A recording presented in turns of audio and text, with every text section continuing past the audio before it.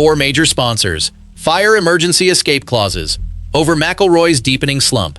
This isn't clickbait. It is a financial earthquake. 4 of golf's biggest corporate partners just triggered contract clauses that could cost Rory McIlroy tens of millions. The sponsorship world shifted, and these brands are running for the exits.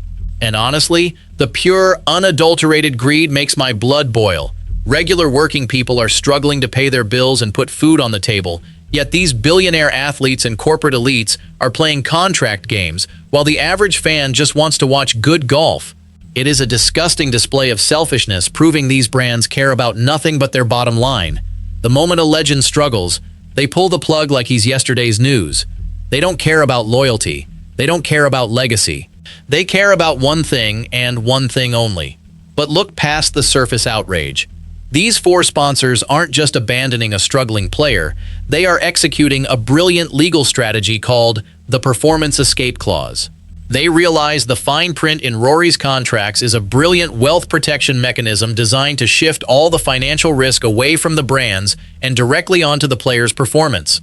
Let me show you how this works, and how Rory McIlroy went from golf's golden goose to corporate kryptonite in just 1 season. Personally, I think these 4 brands just made the most ruthless business decision in modern golf. Do you think they're right to pull out, or is this a betrayal of a legend? Drop it below. And if no one in golf media is asking the real questions about what's happening to Rory, that's exactly what this channel is for. Subscribe and stay ahead of it. To understand why 4 major sponsors are suddenly running for the exits, you first have to understand what happened to Rory McIlroy in the middle of August 2026. Because the numbers don't lie, and the numbers are brutal. The FedEx St. Jude Championship.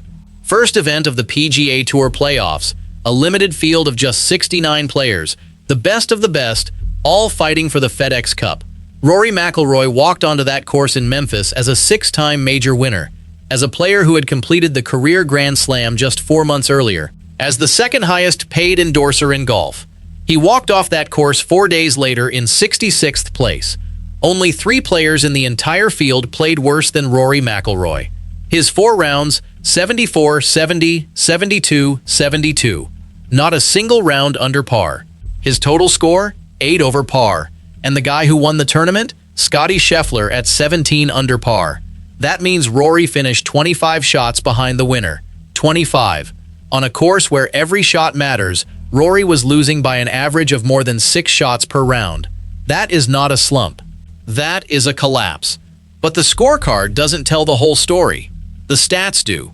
Strokes gained off the tee, Rory ranked 66th. Driving accuracy, 65th. Putting, 61st. Scrambling, 50% success rate. Half the time, when Rory missed the green, he made bogey or worse. This is not a player who had one bad week. This is a player who had a bad everything. Off the tee, he was lost. On the approach, he was wandering. On the greens, he was guessing. And the most damning part? He admitted it himself. After the tournament, Rory spoke to the media. He said, "Obviously, I didn't come in here with a ton of reps." Translation, "I barely practiced." He said, "Almost felt like the more the week went on, the more I felt lost with my golf swing. The more he played, the more lost he became. That is not normal. Professional golfers get better as the week goes on." Rory did the opposite. He got worse, and then he dropped the line that should terrify every sponsor on his payroll. "I am so far away from where I need to be." A 6-time major winner, a man who completed the career Grand Slam, a man who has earned over $100 million in prize money alone. And he's standing there in Memphis, looking like a player who has never swung a club before. Now, think about this from a sponsor's perspective. You are paying a player tens of millions of dollars to be the face of your brand. You are paying him to represent excellence, to represent winning. And then you watch him finish 66th out of 69 players, shoot 8 over par, and tell the entire world that he feels lost and didn't practice enough. What would you do? Every brand on his payroll is sitting in a boardroom somewhere, looking at the numbers. And the numbers are screaming one thing: this is not the Rory McIlroy we paid for. This is not the player who won the Masters in April. This is someone else. Someone who doesn't care. Someone who's not trying. Someone who is, in his own words, lost. And that is where the crisis begins. Because when a player stops caring, brands start calculating. And when brands start calculating, they start reading the fine print. That week alone wouldn't have destroyed a career. But what happened before it turned a slump into something sponsors couldn't ignore? The truth is, the FedEx St. Jude disaster was the culmination of a pattern that had been building all year. By the time he walked onto that course, Rory had played just 11 PGA Tour events all year. Compare that to Scottie Scheffler, who had played 19. Compare that to Xander Schauffele, who had played 17. They were playing more. They were grinding. Rory wasn't. And here's the thing that makes this even more damning. The PGA Tour has a rule. Every member must play at least 15 events per season. But Rory McIlroy was projected to play just 14, one short of the minimum. And what happened? The PGA Tour quietly invoked something called the extenuating circumstances clause. Let me explain what that means. This little-known rule allows the PGA Tour commissioner to reduce the 15-event minimum for foreign players who have a valid reason. Medical reasons. Extraordinary circumstances. And the PGA Tour decided that Rory McIlroy qualified. The media gave it a name that stuck. The loophole clause just for him. Think about that. The PGA Tour has a rule that applies to every single player on tour. Every player has to play 15 events. Except Rory McIlroy. He gets a pass. Because he's Rory McIlroy. Because he's a 6-time major winner. Now, you might be thinking, so he played fewer events. So what? He's earned the right to take it easy. But here's the problem. Sponsors don't pay legends. They pay active players. They pay players who are winning. They pay players who are trying. And when you see a player who is taking advantage of loopholes to play less, who is openly admitting he didn't practice, who is finishing 66th out of 69 players, what does that tell you? It tells you he doesn't care anymore. And that's exactly what fans started saying. One fan wrote, "Rory looks like a guy who has achieved everything and now has zero motivation." Another wrote, "He's not taking this seriously. He didn't practice. He didn't prepare." And another, more bluntly, "His season ended in April." That one hurt. Because it's true. Rory's season effectively ended when he won the Masters in April. That was his peak. And after that, he checked out. He stopped grinding. He stopped caring. He started treating the rest of the season like a victory lap. After the Masters, Rory played in 8 events. His results? No wins, no real contention. Nothing that looked like the player who dominated at Augusta. And then came Memphis. And then came the admission, I'm so far away from where I need to be. When the best players stop caring, brands start calculating. And those calculations led straight to the fine print of Rory's contracts. So what is this fine print? What is this performance escape clause? Let me explain it to you in plain English. Every major endorsement contract has a section called the morals clause. It allows the brand to terminate the contract if the athlete does something illegal or immoral. If you get arrested, if you get caught using drugs, the brand can drop you immediately. But there's another type of clause that's much rarer. It's called a performance clause, and it's exactly what it sounds like. It allows the brand to terminate or renegotiate the contract if the athlete's performance drops below a certain level. These clauses are incredibly rare. Brands don't usually put them in contracts because they want to show confidence in the athlete. They want to say, "We believe in you." But in the last few years, brands have gotten smarter. They've seen what happens when a player's performance drops. The endorsement value plummets. So they started adding performance clauses, quietly, carefully, and in Rory McIlroy's contracts, those clauses exist because now brands rarely actually exercise these clauses. It's bad PR. But they don't have to exercise them, they just have to threaten to exercise them. And that threat is enough to force the player back to the negotiating table. Think about it. You're a brand. You have a player on a $50 million contract. That player just finished 66th out of 69, told the world he felt lost, and admitted he didn't practice. You have a performance clause. You can terminate the contract. But you don't want to do that. That would be a PR nightmare. So instead you say, "Look, Rory, we're not going to terminate, but we need to renegotiate. We need to reduce the amount we're paying you, because right now, we're not getting what we paid for." And that is exactly what is happening right now. The brands aren't terminating, they're renegotiating from a position of power. And Rory McIlroy is sitting at the table with no leverage. None. But which brands are actually behind this? Let's go through them one by one. The first brand is Nike. Nike has been Rory's most visible sponsor for over a decade. They've been with him through everything: the early majors, the struggles, the comebacks, the career Grand Slam. And for years, it was a perfect partnership. Rory was winning, Nike was selling. Everyone was happy. But the contract Rory signed with Nike is worth approximately $20 million per year. $20 million. That's more than most players earn over their entire careers. And Nike is paying that every single year for the right to put their logo on Rory. Now, Nike has a history of being ruthless when it comes to performance. Remember Tiger Woods? When Tiger's performance dropped, Nike didn't just stick with him out of loyalty. They renegotiated. They reduced the payment. Because at the end of the day, Nike is a business. And businesses don't pay for loyalty.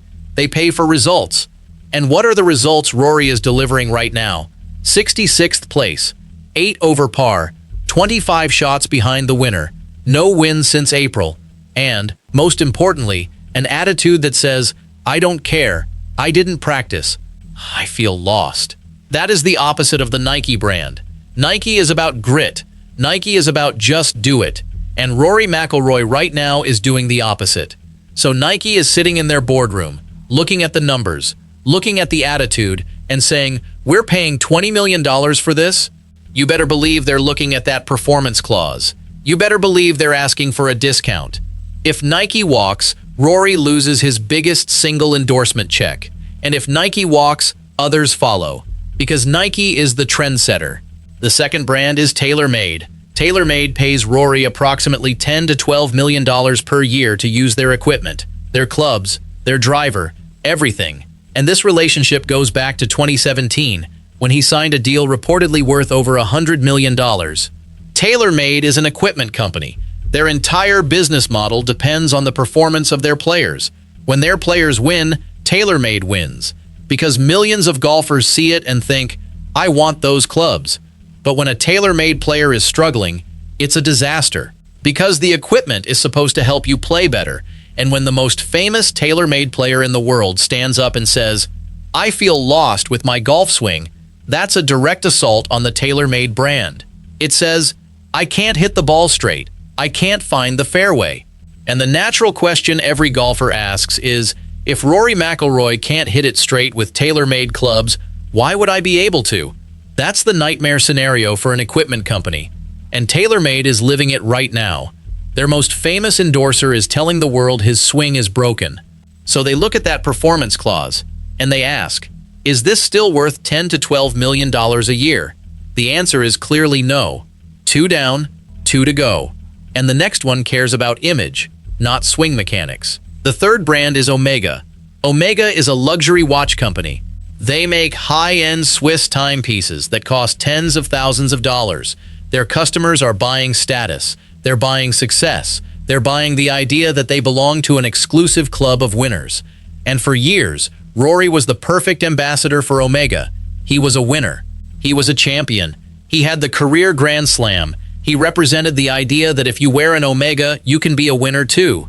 But now Rory is a player who finishes 66th. A player who says he's lost. A player who admits he didn't practice. Is that the image Omega wants to project? Is that the feeling they want their customers to have when they look at their watch? This watch is for people who give up. This watch is for people who stop trying. Of course not. Luxury brands can't be associated with failure. The moment that association is made, the brand loses its value. Nobody wants to buy a luxury watch linked to a loser. They want a watch linked to a winner. So Omega is sitting in their boardroom in Switzerland, thinking Rory McIlroy is no longer the winner we paid for. He's the guy who had everything and threw it away because he didn't care. And you better believe they're looking at that performance clause, because they paid for a winner and they got a player who's lost. That's 3. But the fourth one might be the most damaging. The fourth brand is Optum. Optum is a health and wellness company. They're part of United Health Group. Their business is about keeping people healthy. Their business is about wellness. Their business is about mental and physical well-being. And Rory McIlroy is a guy who at the 2024 US Open famously described golf as a mental torture chamber. Think about that. The guy paid by a health company to represent wellness is telling the world his sport is mentally torturous. And now he's saying he's lost. He's saying he doesn't care. He's saying he didn't practice. That is a disaster for a health brand. Health brands don't want to be associated with mental torture. They don't want to be associated with athletes who are struggling. It's the opposite of everything the brand stands for. And Rory is standing there telling the world that he's broken. So Optum is looking at this situation thinking, we're paying this guy millions to represent wellness, and he's out there telling people he's lost. This isn't working. This is hurting our brand. And they're asking themselves, do we want to be associated with Rory McIlroy right now, or do we want to walk away and protect our brand? The answer is obvious. 4 brands, each with their own reason, each with their own calculation. But here's the cruel twist that makes this whole story almost impossible to believe. 4 months ago, in April 2026, Rory won the Masters. He completed the career Grand Slam. He joined the most exclusive club in golf history. Only 6 men had ever done it before him. Then he won the Masters again in 2026. Back-to-back Masters wins. Only 4 players in history have ever done that. In April 2026, Rory McIlroy was a living legend. He was the greatest golfer of his generation. He was everything a sponsor could ever want. In August 2026, he finished 66th out of 69 players, told the world he felt lost, admitted he didn't practice, and his sponsors are running for the exits. 4 months. That's all it took. From immortality to abandonment. From legend to liability. From golf's golden goose to corporate kryptonite. Think about that speed. In April, he was winning the Masters. In August, he was finishing ahead of only 3 players. In April, he was the hottest property in golf. In August, he was the guy brands are trying to escape from. In April, he was the future of the sport. In August, he looked like a player who had already retired. And the sponsors? They're not stupid. They saw what happened. They saw the attitude. They saw the lack of practice. They saw the results. And they did the math. The math said, this player is a declining asset. This player is not worth what we're paying. The worst part? Rory did it to himself. He did it to himself by not caring. He did it to himself by not practicing. He did it to himself by admitting he was lost. He did it to himself by taking advantage of loopholes. He did it to himself by treating the rest of the season like a victory lap. And now he's paying the price. And that price is enormous. Tens of millions of dollars. The loss of his biggest endorsement deals. The end of his status as the second highest paid endorser in golf. A player who could have been the face of the sport for another decade, throwing it all away because he couldn't be bothered to try. But here's the question that's on everyone's mind. Can Rory save it? Can he turn it around? Can he start caring again? Can he start practicing again? Can he start winning again? Can he prove to Nike, TaylorMade, Omega, and Optum that he's still the player they paid for? Can he show them that the Rory McIlroy who won the Masters in April is still in there somewhere? He has options. He could start playing more events. He could start showing up. He could start grinding the way he used to. He could prove that the career Grand Slam wasn't the end of his journey, just a milestone along the way. But he has to do it soon, because brands don't wait forever. They make these decisions at the end of the season. They look at the numbers. They look at the performance.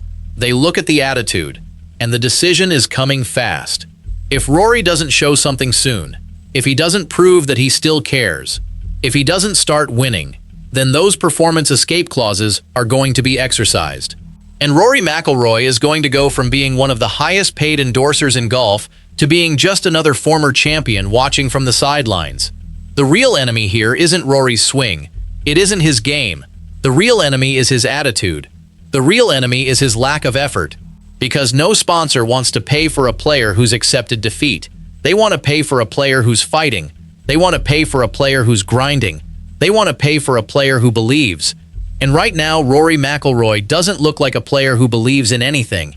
But here's the thing about Rory. He's a fighter. He's always been a fighter. He came back from the putting yips. He came back from the controversies. He came back from the critics who said he would never win another major. And every time he came back stronger. Maybe this is just another chapter in that story. Maybe the slump is temporary. Maybe the attitude shift is just exhaustion. Maybe all he needs is one good week, one good tournament, one win to remind everyone why he's the best. Or maybe this is the end.